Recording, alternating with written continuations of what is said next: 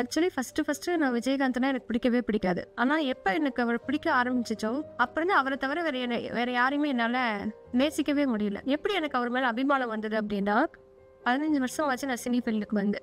இன்னும் நான் யாருன்னு யாருக்குமே தெரியாது. தானா வர வாய்ப்புகளை மட்டுமே பயன்படுத்திக்கிற ஒரு ஆள். பொம்மலாட்டம்னு சொல்லி ஒரு சீரியல் வந்துட்டு இருக்கு. அப்போ நான் சேலம்ல இருந்து சென்னைக்கு வந்திருக்கேன். இப்போ 2 நாள் எனக்கு அங்கே ஷூட்டு. அங்கே நான் ஸ்டே பண்ணிக்கிறதுக்கான வசதிகள் எதுவுமே எனக்கு கிடையாது. இப்போ நான் வடபழனி கோயிலில் போயிட்டு காலையில் மொட்டை அடிப்பாங்க இல்லைங்களா, அவங்களுக்கு இது சொன்னாக்கா அந்த அம்மா கூடவே நம்ம படுத்துக்கலாம். 20 ரூபாய் கொடுக்கணும், அந்த அம்மா கூட படுத்துக்கலாம்.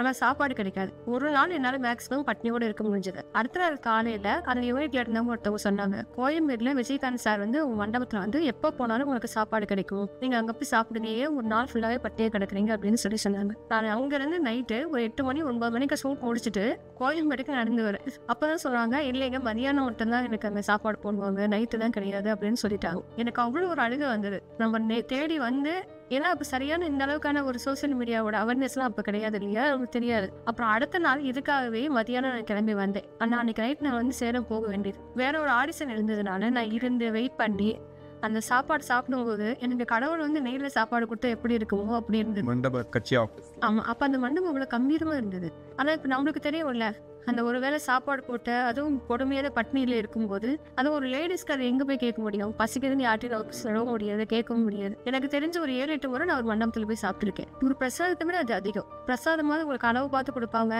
ஒரு முறை தான் கிடைக்கும். இது அளவில்லாம கிடைக்கும். உங்க பசி போயிடுச்சுன்னு அவங்க உங்க கண்ணில பார்த்து நம்புற வரைக்கும் நீங்க சாப்பிட்டுட்டே இருக்கலாம். யாரும் முகம் சொல்லிக்க மாட்டாங்க.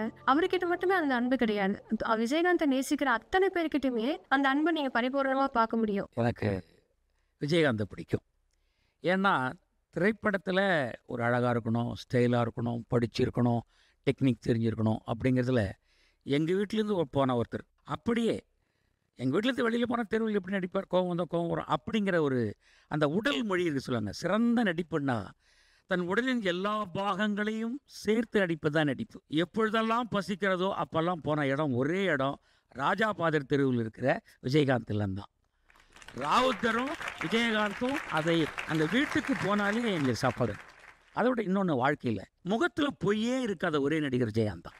ஒரு பாட்டு வைரமுத்து எழுதியிருப்பார், எரிமலை எப்படி பொறுக்கும் இந்த நெருப்புக்கு என்னமா உறக்கம். அந்த பாடல் கவியரசு வைரமுத்து எழுதுகிற போது அது படி எடுத்து கொடுத்த உதவியாளர் நான் தான். அந்த படத்தில் அவர் நடிக்கும்போது ஒரு கம்யூனிஸ்ட் எப்படி நடிச்சிருப்பாரோ அப்படி வந்திருப்பார். இதுவரையும் கம்ப்ளீட்டே பண்ண முடியாது. வாகை சந்திரசேகரன் விஜயகாந்த் நடித்த அந்த 2 பேருடைய நடிப்பை ஒரு புரட்சி இருக்கிற அந்த இளைஞர்கள் 80களில் இருந்த இளைஞர்களுக்கு அந்த வடிவம் தான் அப்படி தூக்கி நின்று கண்ணில் நெருப்பு பொறி பறக்கும். அதுக்கப்புறம் அப்படியே கம்ப்ளீட்டாக எனக்கு வானத்தை போல முரட்டு மனிதனுக்குள்ள ஒரு மலர் போன்ற வாசம் வீசும் இல்லை, அது விஜயகாந்த் வானத்தை போல பார்த்தேன். ஒரு 15 படங்கள் நான் அவரோட போய் நான் நிறைய பேட்டிகள் கண்டு எழுதியிருப்பேன். அதில் எனக்கு ரொம்ப அப்படியே அவரை பற்றி சொல்லணும் அப்படின்னா, நான் ஒரு நாள் போகிறேன், சார் எனக்கு திருமணம் நிச்சயம் ஆயிருக்கு. அப்படியா? அந்த நிச்சயார்த்தத்துக்கு வந்து நம்ம வேணக்கூட்டுங்கிற ஒருத்தர் 2 நாள் அவர்கிட்ட போட்டோம். அப்புறம் அப்படின்னு கையில் பாக்கெட்டில் ஒரு பணம் போடுறார். அந்த பணத்தை நான் முதலீடை வச்சு எங்கள் மனைவி பட்டுப்பட எடுத்து கொடுத்தேன். நான் செய்தி தான் சொன்னேன், அவர் அடுத்த நொடி கொடுத்தார். இதை நான் எம்ஜிஆரை பார்த்தேன். ராவுத்தர் அப்படியே அரவணைப்பார் சார். எனக்கு தெரிஞ்சு கோப்பெருஞ்சோழனும் விசிறாந்தியாரும் பார்த்து வாழ்ந்தவர்கள் சொல்லுவேன். அதில் இவங்க பெரிய பங்கு இருக்குது. எனக்கு தெரியும், அவருடன் இருந்தவர்கள் யாரும் வீழ்ந்து போகவே இல்லை. கூட இருந்த சுப்பையா தயாரிப்பாளர், கூட இருந்த இவர்